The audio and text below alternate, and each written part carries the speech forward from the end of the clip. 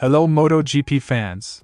Welcome back to ZNGP Today. Marc Márquez arrives at the 2026 season not just as defending champion, but as a rider on the cusp of rewriting MotoGP history. After a stunning 2025 with Ducati, 11 Grand Prix wins, 14 sprint victories and a 7th Premier Class title, Márquez sits level with Valentino Rossi in several landmark stats. Today we break down which of Rossi's records are realistically in danger in 2026, what would be needed to topple them, and which honors will likely remain out of reach. A provocative theory is doing the rounds in the paddock, that Marc Márquez recognized the GP25 was not an outright improvement on the GP24, and that he nevertheless pushed Ducati to run the new machine because he could ride it better than teammate Pecco Bagnaia. It's part technical debate, part psychological chess. As Yamaha closes the chapter on its long-running inline M1 and prepares to debut a V4 in 2026, Fabio Quartararo reflected on what the last year with the inline machine taught him, and which developments mattered most. He spoke honestly about mixed feelings, technical priorities, and the real gains from a season in transition. Don't forget to click subscribe button and the bell icon for MotoGP news update.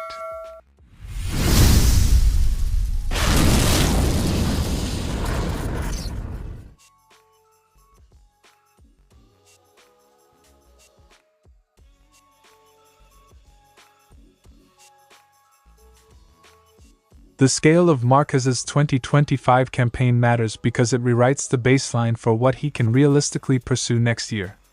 He finished 2025 with a haul of wins and points that put him shoulder to shoulder with Rossi in terms of Premier Class titles, and that statistical parity is what makes the rest of the conversation possible.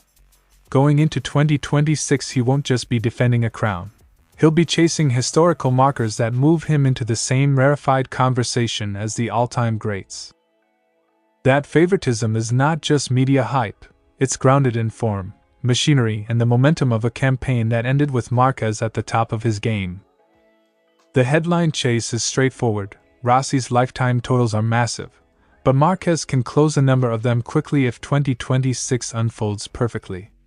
Across all classes, Rossi has 115 Grand Prix wins to Márquez's 99, a gulf, but one that could be reduced substantially if Márquez repeats a dominant season. The more immediate and realistic target is Premier Class victories. Rossi's 89 to Márquez's 73 is a gap that, while large, is theoretically bridgeable with an exceptional run of wins through 2026. Practically speaking, matching Rossi's single-season output would require near-complete domination across the calendar. A steep ask, but not impossible given Márquez's current form and Ducati's package. The arithmetic is blunt. To seriously threaten Rossi's overall win totals, Márquez would need an almost superhuman sequence of victories. Still, a handful of additional Premier Class records are within clearer reach. Some records are less about raw totals and more about nuance. Márquez could become the oldest back-to-back MotoGP champion if he defends his title next year, a mark Rossi set with consecutive wins in his late 20s, but one Márquez could surpass simply because of his current age and sustained competitiveness. Likewise, categories like fastest laps, Rossi 76, Márquez 72, are reachable with a season that mixes pace and reliability. These are the kind of stat padding targets that accrue when form and machinery align, not as headline-grabbing as total wins, but still historically significant.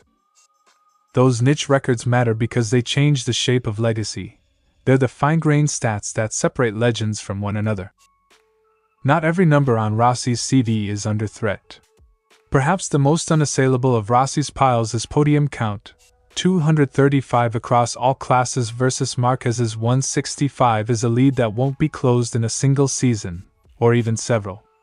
Podiums reward longevity and consistency across many years.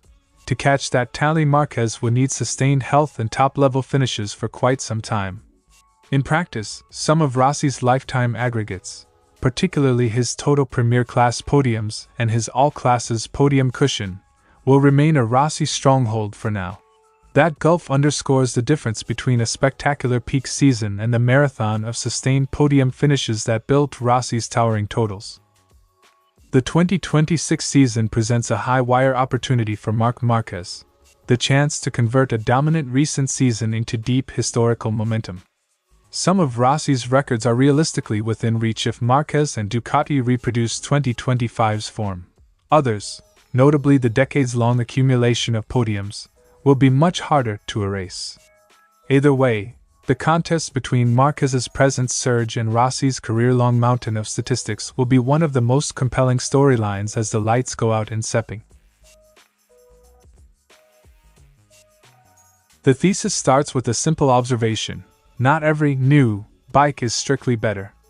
According to those floating the idea, Marquez realized early that the GP25 didn't represent a performance leap over the GP24. That recognition, the theory goes, changed the incentives. If the new machine wasn't universally superior, a rider who could quickly adapt to its quirks would gain a competitive edge. If true, the implication is tactical. Pick the package others struggle to ride and your comparative advantage grows. Not everyone agrees that the GP25 is a flawed step. Test rider Michel Pirot, who rode both bikes, downplayed large differences between the two models, suggesting the changes were subtle rather than decisive. That view reframes the debate. Small technical gaps can still translate into big subjective differences for certain riders, but they don't necessarily vindicate a deliberate strategic ploy. In other words, the bike story might explain some swings in feeling, but it doesn't fully explain a season's worth of divergent results. Marquez recognized that the GP25's characteristics would suit his style more than Bagnaia's, so he pressed internally for Ducati to pursue the new path. If a rider can exploit the nuances of a complex package that others struggle with, the team-level decision to favor that development direction becomes an indirect performance lever. That's the kind of inside-game coaching that can tilt intra-team balance. Marc knew he could be anyone with a new bike. That sentence captures the heart of the allegation. It's less about sabotage and more about strategic positioning inside a big factory effort. The theory gains texture because Marquez has admitted in the past, notably in the documentary All In, that he once made deliberately misleading development choices at Honda to influence teammate dynamics. Historical precedent makes the current hypothesis plausible, but it doesn't prove intent this time. As the season's results show, many factors, setup, confidence, crashes, luck, combined to shape Bagnaia's year. In the end, commentators note the unavoidable caveat: we can theorize motives, but we can't definitively read minds from outcomes alone. That's the sensible close. Impressive results can come from many routes. Skill, bike timing, and teasing motive from coincidence is always risky. The story is a rich mix of technical nuance, human psychology, and paddock gossip. Marquez's apparent comfort on the GP25, Pirot's minimal differences, verdict, and Vermeulen's theory of strategic advantage all sit uneasily together. Whatever the true intent, the takeaway is clear: rider, machine fit matters hugely, and in a tight factory garage even small choices can produce big sporting swings. Whether you call it cunning, opportunism, or just a rider making the most of circumstances, it remains one of the season's most intriguing subplots. Quartararo opened with an ambivalent note. After a career spent on Yamaha's inline bike, he doesn't yet know whether he'll miss it once the V4 arrives. That uncertainty is practical, not sentimental. It hinges on how the new machine performs. For a rider used to a particular balance and delivery, leaving a familiar platform can feel like stepping into the unknown. Quartararo framed the change as a new career step rather than an emotional loss, and he's rightly cautious. The verdict will come once the V4 is under him and producing comparable results. Maybe I'm gonna miss it or not. We don't know how is next year's bike. The switch to a V4 is more than technical, it's a professional milestone for Quartararo. He acknowledged that adopting a new engine architecture represents a fresh chapter in his career. New learning, new adaptation, and new benchmarks. Having spent his whole MotoGP life on inline Yamahas, with 11 wins and a 2021 title on that package, the move will test his adaptability and patience. He accepts that uncertainty, framing the change as an opportunity to evolve rather than a setback. It will also be a new step in my career, so let's see.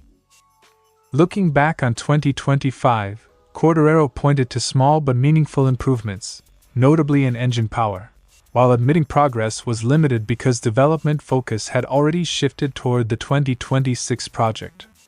That strategic choice helps explain mixed weekend results. Teams often accept short-term compromise to prioritize a new architecture. For Quartararo, the technical takeaway was clear: modest engine gains came, but the full promise of performance will be tested when the V4's development cycle truly begins. Step by step, we improved a bit on the engine power. Unfortunately, not enough, but we worked a lot. Perhaps the most concrete progress Quartararo highlighted wasn't horsepower but electronics. He said Yamaha's biggest step during the inline M1's final campaign was refining the electronic package, learning how to let him be faster with less electronics. That's a subtle but crucial advance. Cleaner, more intuitive electronics can let a rider exploit a bike's potential without fighting software intervention.